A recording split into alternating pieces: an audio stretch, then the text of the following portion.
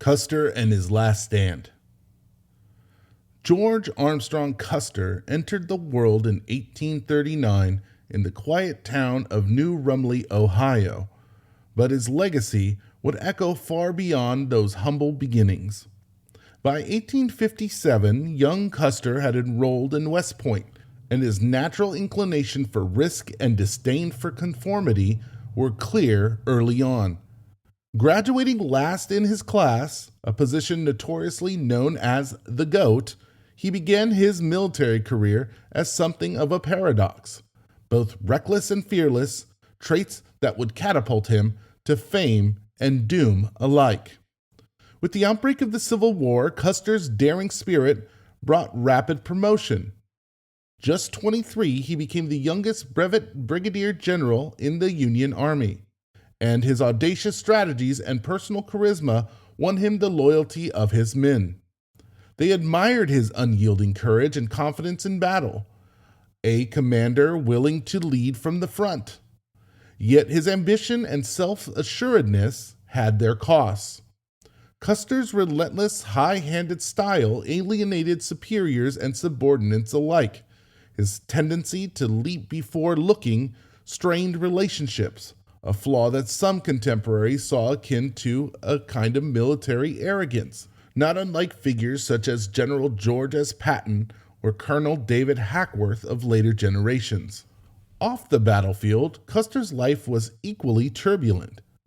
On furlough, he met and married Elizabeth Bacon, known as Libby.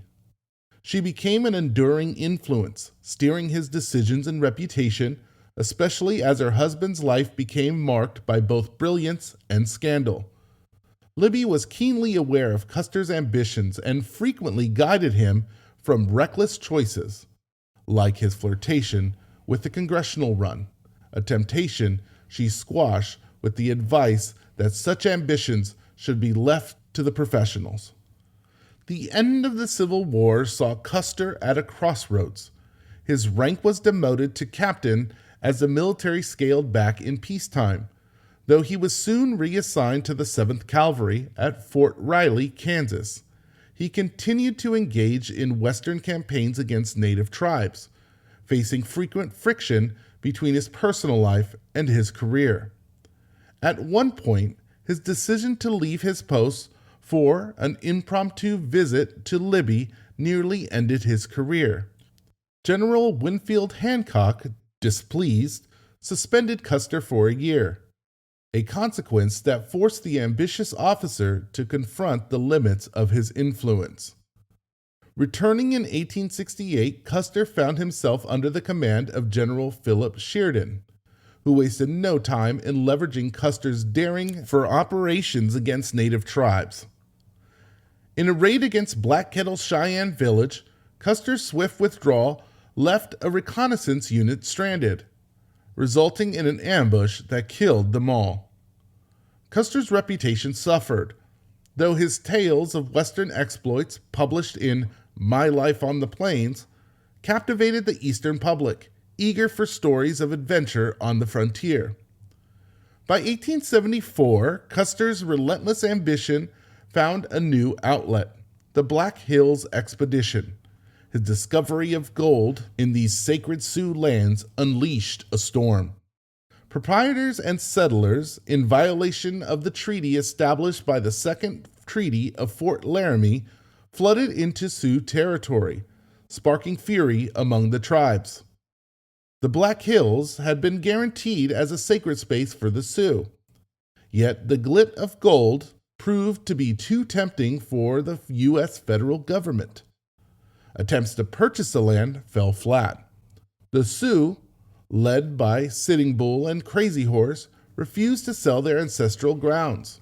President Grant's administration, keen to open the region for white settlement, adopted a strategy that would provoke hostilities, a move designed to justify military intervention and ultimately seize the Black Hills by force.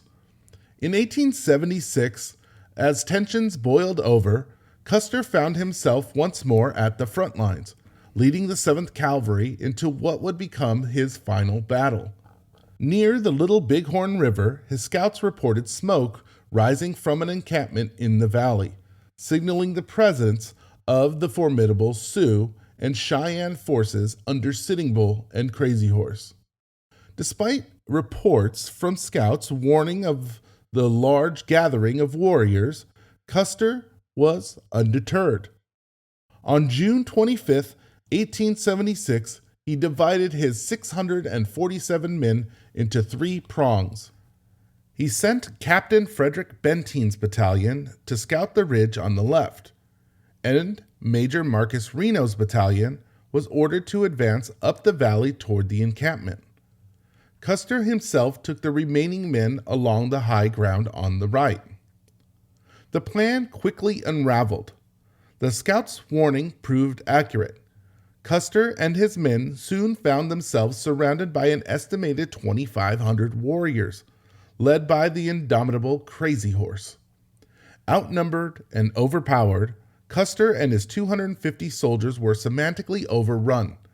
The battle, now immortalized as Custer's Last Stand, ended with the annihilation of Custer and his men.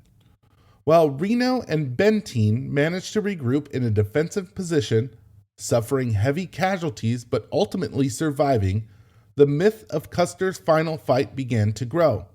The tragic romance of a daring officer making a valiant stand captivated the American public, and the sight of Little Bighorn became a national symbol, drawing thousands of visitors each year.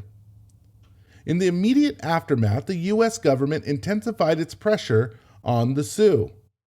Within 5 years, Crazy Horse was dead, Sitting Bull surrendered, and the Black Hills were firmly under U.S. control.